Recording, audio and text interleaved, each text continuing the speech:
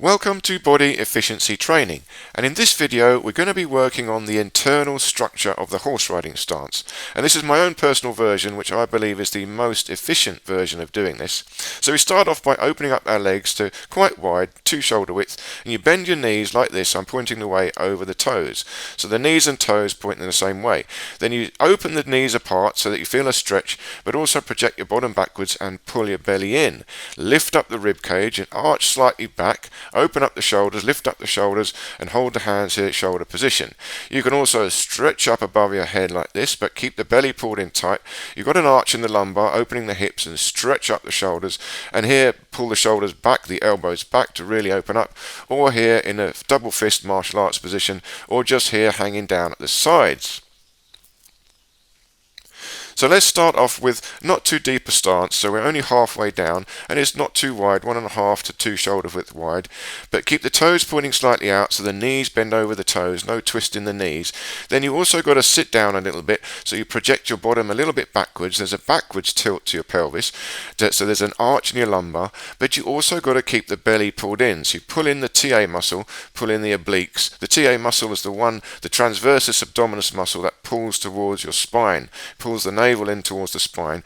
Then you lift up the shoulders, lift up the rib cage, pull them up and back a bit, and you're holding your hands here, fingers open, in an embracing the tree position. In Qigong this is called embracing the tree. But what you're trying to feel is a stretch in the hips. So you're twisting your knees out, but you're not really twisting your knees, you're twisting the hips. So you're trying to pull your knees apart. Now this makes you clench your glutes and push your hips forward. Now at the same time though, you've got to stick your bottom a little bit backwards like you're sitting on a stool. So you don't want to lose the arch in the lumbar. You're not tucking under. You're actually trying to create the natural S-curve of the spine. You're not changing it. So now here we're going to go a bit deeper. So this is halfway down, and this is sometimes called a square stance because your thighs are horizontal and your shins are vertical.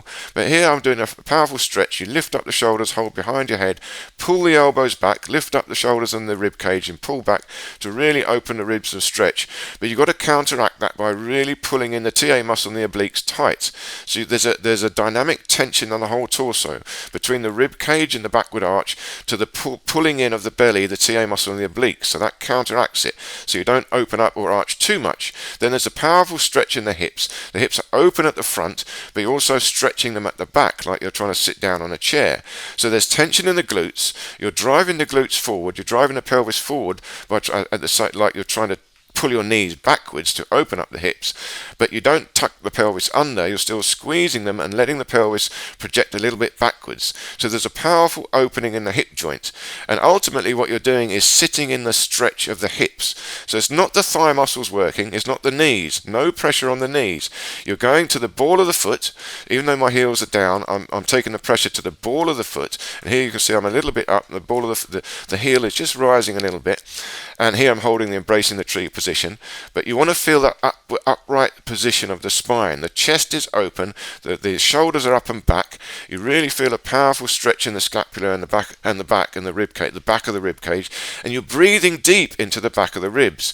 So you want to feel the ribs expand at the back when you inhale, and you really feel a stretch in the hips from the front and a tension in the glutes. So you're gripping your glutes to hold the position, but it feels like a stretch. You're sitting into a stretch. It's like a hammock. The hip joints are stretching and your body weight is taken by that stretch. And now here you can see a bit more advanced practice. So now I'm balancing on a bar. It's a wobbly bar.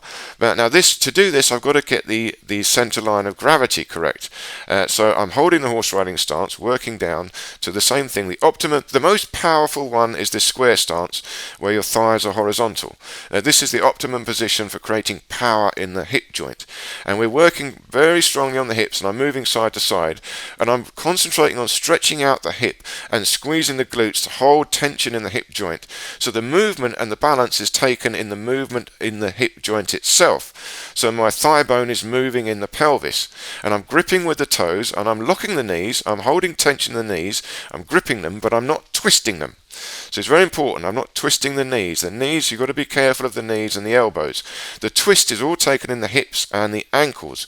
And I'm balancing on the ball of the foot, gripping with the toes. Moving side to side like I'm trying to sit down on a chair behind me.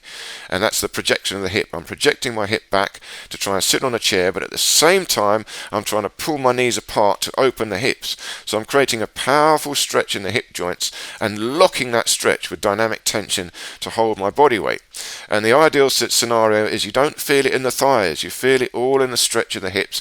And here I'm opening up the spine, trying to bring the shoulders up and back into the embracing the tree position.